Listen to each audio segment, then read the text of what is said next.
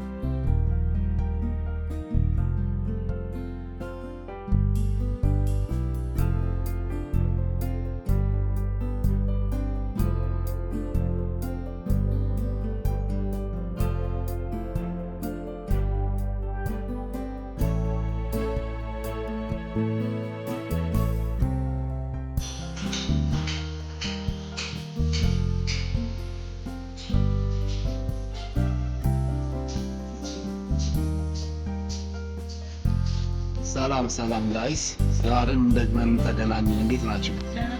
አማን ነው አለን። ዛሬ ደግሞ ውሎ እንዴት ነው? ፒያሳ ነበር ብቻችን ዛሬ። ዛሬ ፒያሳ ነው ነው። አሁን የምንገኘው ጣይቱ ሆቴል ነው።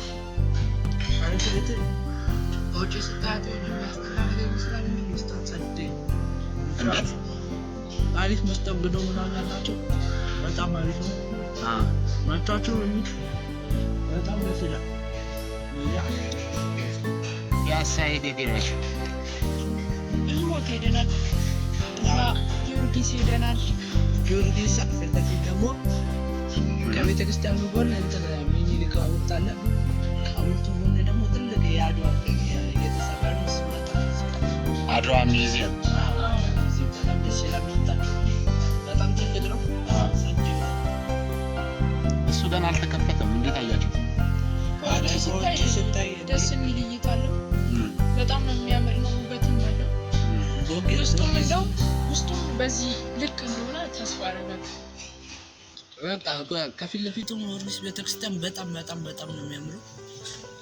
ሚኒሊክ ሐውልቱ ራሱ በጣም እንትኑ ሐውልቱ ራሱ ወደ እንትኑ ነው የዞረው፣ ወደ አድዋ። እስቲ ስለ አድዋው ንገሩኝ። ምንድነው አድዋው?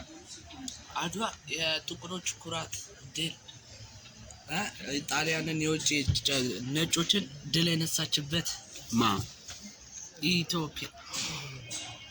በእግራቸው እየተራመዱ እግራቸው እየቆሰለ ነጮቹ በመሳሪያ በሽጉጥ እየተዋጉ እነሱ ግን በጎራዴ ብቻ እንዳሸንፉ ይገልጻል። በጣም ነው ደስ የሚለው።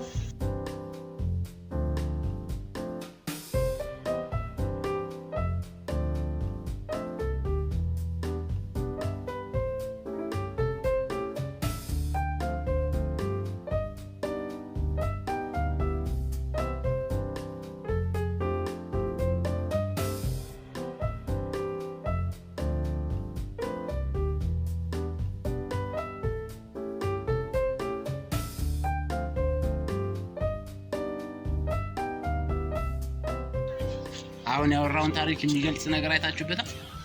አዎ። ምን አለ?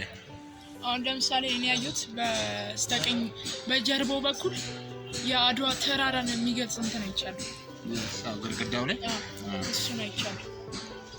ሌላ ደግሞ ብዙ እንትኖች ይታያሉ። ጋሻ ጦሮች ምናምን እንደዚህ አይነት ነገሮች ይታያሉ እዛ እንትን ሙዚየሙ ላይ። ጋሻ ጦሩ ምንድን ነው የሚወክለው? ለጌጥ ነው የሄደው? ለጌጥ እንኳን አይደለም። ትርጉም ይኖረዋል። ትርጉም አይ አገልግሎቱ ምን ነበር ነው የምላችሁ። አሁን አድዋን እያወራና ማዋቃት ማለት ጋሻው ዲፌንስ ለማድረግ ለመከላከል፣ ጎራዴው ደግሞ አታክ ለማድረግ ለማጥቃት ይጠቅማቸዋል። በዛ ስንት ነጭ ተወቅቷል ማለት ነው። የሚለውን ዘፈን ተዘፈነልህ።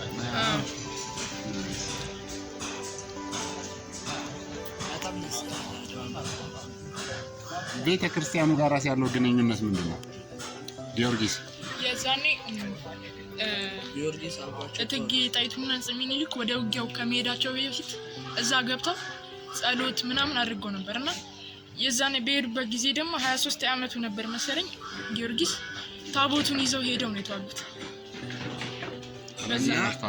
በዛ ጊዜ ከጎናቸው እንደሆነ ጊዮርጊስ በደንብ ይገልጻል። አብራቸው ተዋግቷል።